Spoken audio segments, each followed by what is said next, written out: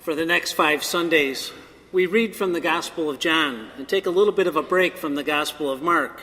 And all 5 Gospels in the next couple weeks are about the Eucharist. Today, Jesus asked Philip a question. Where can we buy enough food for all these people to eat? Jesus' question caught Philip a little bit by surprise as he looked over the crowd. There must have been about 5,000 people there, but that was just counting the men. So if you counted women and children, there was probably 15 to 20,000 people there. And all they had was about 200 denarii. So very little money. And this wouldn't be enough for them for even have a crumb, a little piece of bread each. But then Jesus tells them to distribute the 5 loaves and 2 fishes that they do have. And the little boy brings this to them. Now Philip, I could see him in his mind seeing this little bit for all these people, trying to cut them into little pieces so each person gets a little bit, but they definitely wouldn't be satisfied in Philip's mind. And obviously, Philip didn't quite get it. He had heard about Jesus turning water into wine at Cana, and he had also seen the miracle of turning a lame man to tell them to get up and walk. Still, Philip hadn't grasped that God's world, the lesser and the least, are often counted as the greatest. It is a kingdom in reverse, where the least are the most and the last are the first. And if anyone knew where to get food in this area, it would have been Philip. He was from the little town of Bethsaida, which is only about 8 miles from where this miracle occurred. So he knew where the Walmart was in Galilee. Or maybe they needed a Sam's Club because he had to get the volume to feed 15,000 people. And he knew where this was, and Jesus was testing Philip to strengthen Philip's faith. By asking for a human solution, even though Jesus knew there wasn't one, Jesus highlighted the power of this miracle that would occur. But let's not be too hard on Philip. We think this way too, don't we? If we could just have a little bit more money or win that $90 million lotto, then we can finally give to the church what we always promised we would. If we just had a little bit more time, we would donate that time or put some more time in at church. If we just had a little bit more power or a little bit more say, we could do that thing at church that we always wanted to do. Then everything would work out. But when more is not forthcoming, God may be asking us to believe and just trust in him. He may be saying, give me what you have and watch what I will do with what little you give me. When Jesus called Peter to step out of the boat, all Peter had to have was faith. The water shouldn't have held him up. We know that we don't walk on water. But with Peter's faith, when he had faith, he did walk on the water. Philip and the other apostles needed to learn that God's world works and the less is often more. And this is the same lesson that God wants to teach us every time we celebrate Mass.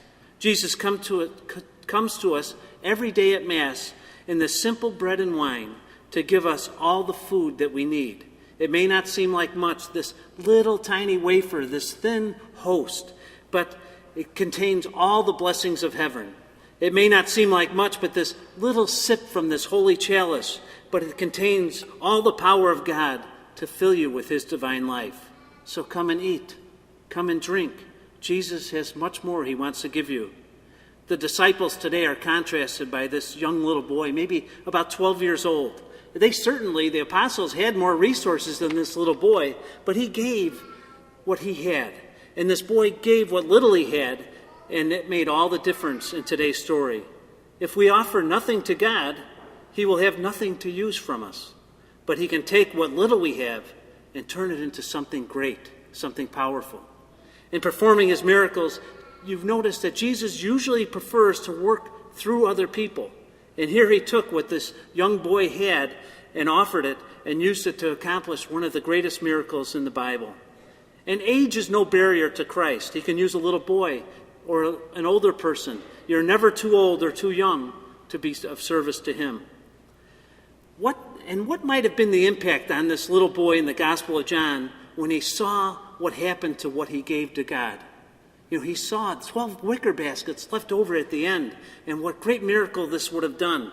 What makes me think of what small act of kindness or words that you have that may have been a positive impact on you growing up in your life and on this little boy?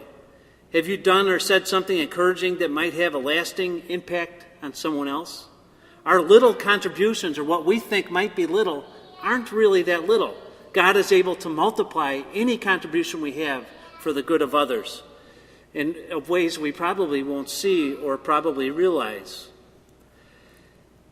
God could use us like he uses the little boy, and to help feed thousands of people or help do big works in our lives. And out of the thousands of people gathered there to see Jesus that day, he chose this young person, took his 5 loaves and 2 fish, and made sure thousands had more than they wanted.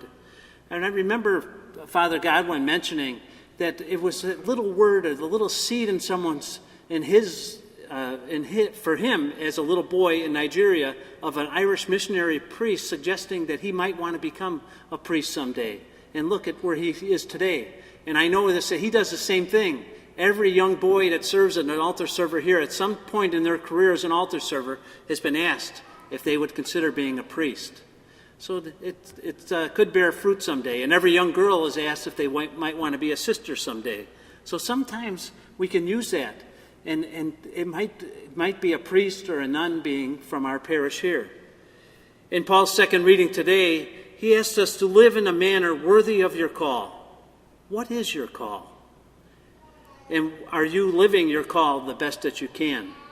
I heard a statistic, and maybe it was from a dynamic Catholic, Matthew Kelly, said that only 7% of Christians participate in their congregation, that make a contribution and give what they have.